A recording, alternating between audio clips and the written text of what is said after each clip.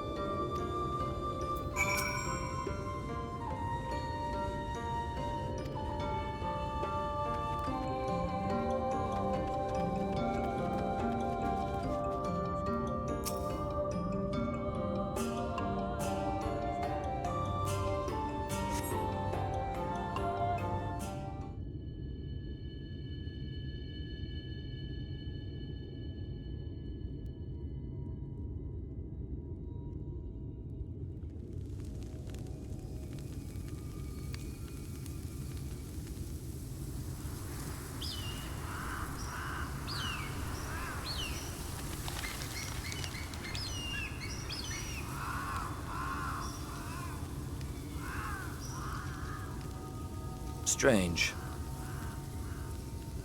The others on patrol should have returned by now. Our food will be overcooked if we wait any longer.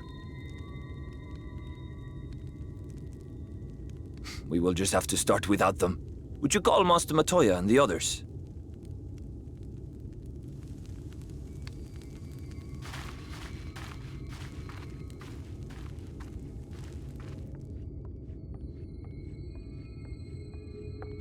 I tire of these games, Urianger.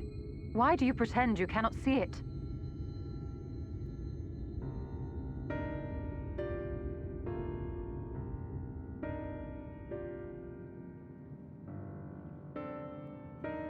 The blessing may spare her the fate of becoming a Light Warden. But you cannot be blind to the nascent corruption. She is not as she was in the Source.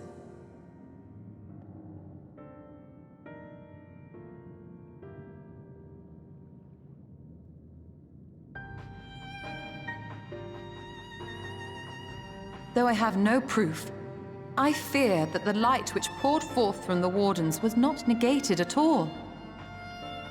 I fear it was absorbed, that she has been suffused with their light.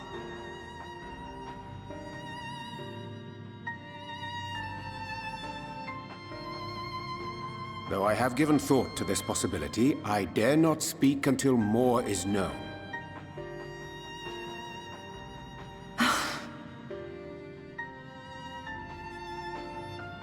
By the time you deign to enlighten us, it may be too late, if it is not already.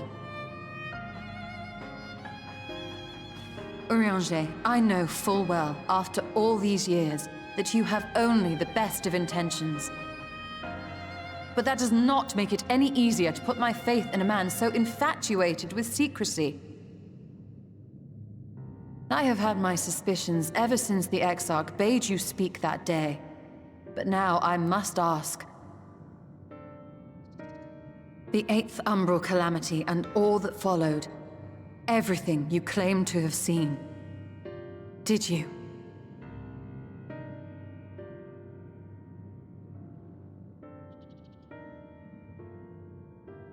Help! Someone help! The Ilmorans have come for us!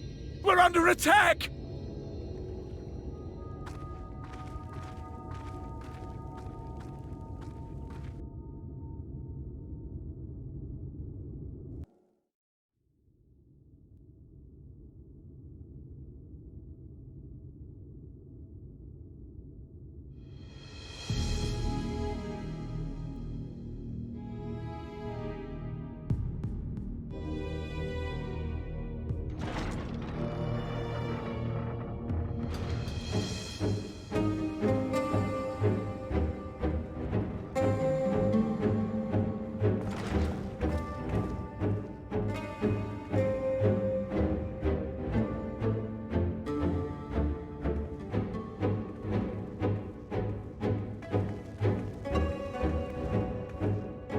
Lord 43, how good it is to see you. How long has it been? Not since your inauguration, unless I'm mistaken. Too long, at any rate.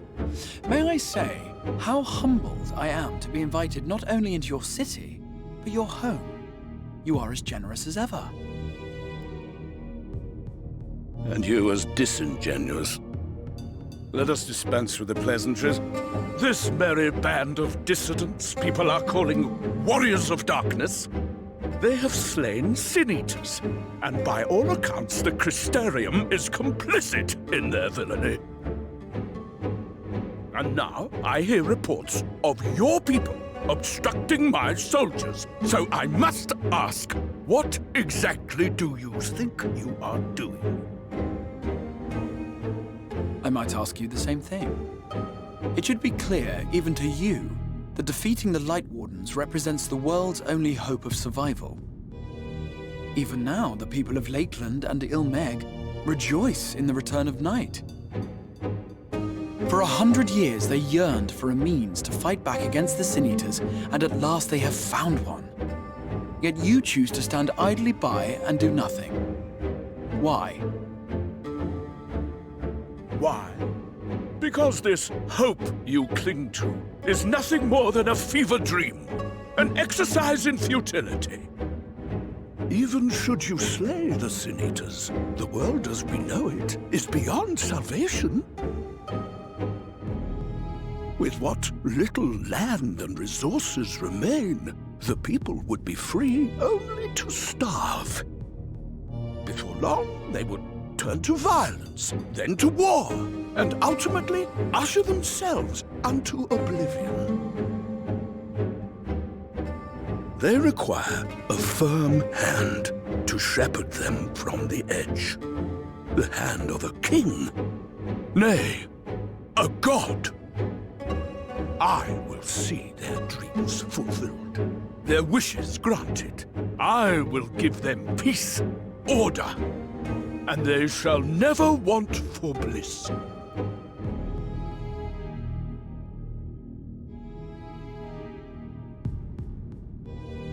Men are fickle creatures who entertain vague ideals without the faintest notion what they cost.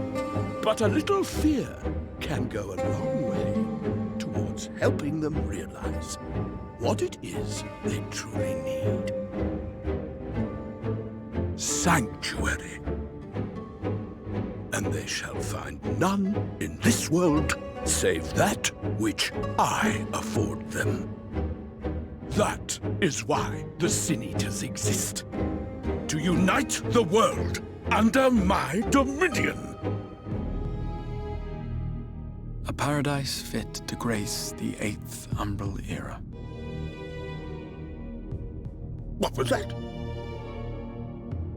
A minor epiphany, nothing more.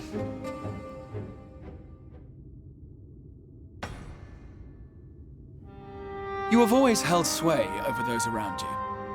Those who defy you must submit or die. What sits before me is the inevitable result of bloated privilege and unchecked power. But man is more resilient than you think. His achievements are not the product of violence and bloodshed, but compassion and understanding. This calamity is but another crisis to be overcome, and we will, once we eliminate the Sin-Eaters. You poor deluded fool. These people care not for the morrow. They care only for the now, and the contentment they lack. What good is a paradise to them if it is 1,000 years in the making, or even 100? You underestimate them, Lord 43. They see further than you think.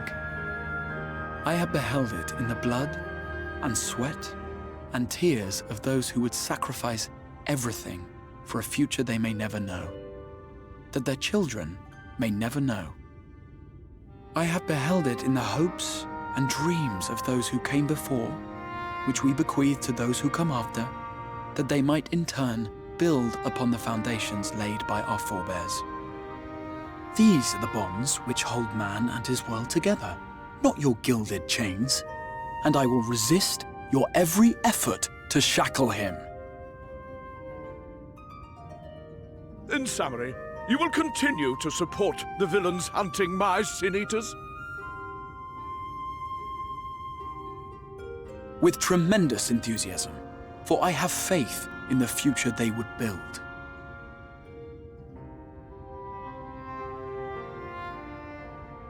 Why do I even bother? Fools, the lot of you! So naive! So painfully predictable! Did you imagine I did not know your mind? That I would wait until after this meeting to dispatch my forces? Even as we speak, they march to the Sin Eaters' defense. Insurrection will not be tolerated! The people of this world are mine to rule, mine to command. And you are no exception!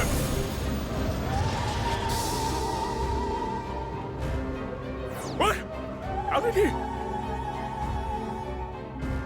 Insolent swine! I will not stand for this! Do you hear me?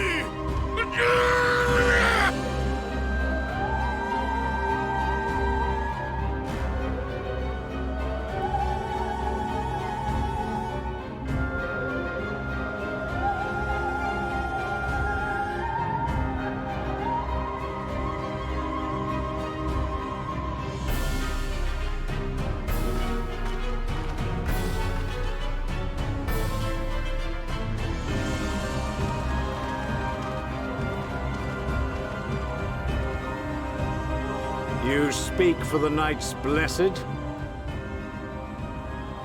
I do. I presume that is your doing. If you have come to parley, I must insist that you first return him to us. You're in no position to make demands.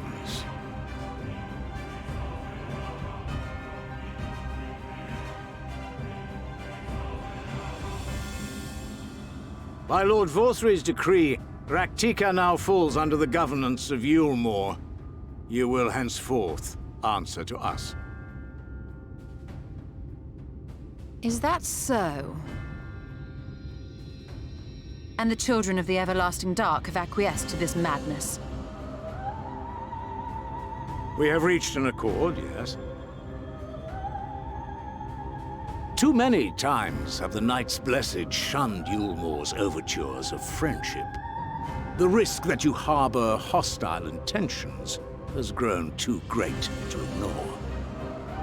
Therefore, his lordship has claimed dominion over this forest and bestowed executive authority upon the children of the Everlasting Dark. In his wisdom, Lord Vorthry has agreed to recognize ours as the only permissible expression of dark worship. It's one true faith. You and your false creed are a blight on these woods. A foul, unholy corruption that must be cleansed. Little wonder the Warrior of Darkness visits both Lakeland and Ilmeg, yet shuns Raktika. Your perverted teachings hold blessed Shadow at bay.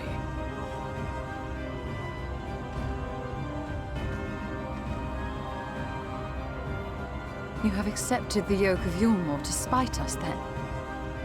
Fools. Darkness will never return to these skies while they hold sway. Those of you minded to obey his lordship are to make for Woven Oath with all haste. We will leave you, but you may have time to prepare. Woven Oath? Are you suggesting we abandon our faith to join those zealots?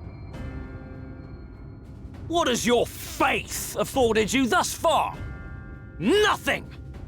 We will guide you along the righteous path.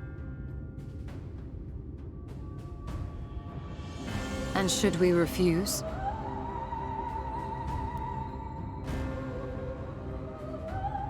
Anyone found here upon our return will be considered a traitor to Yulmore, and dealt with as such.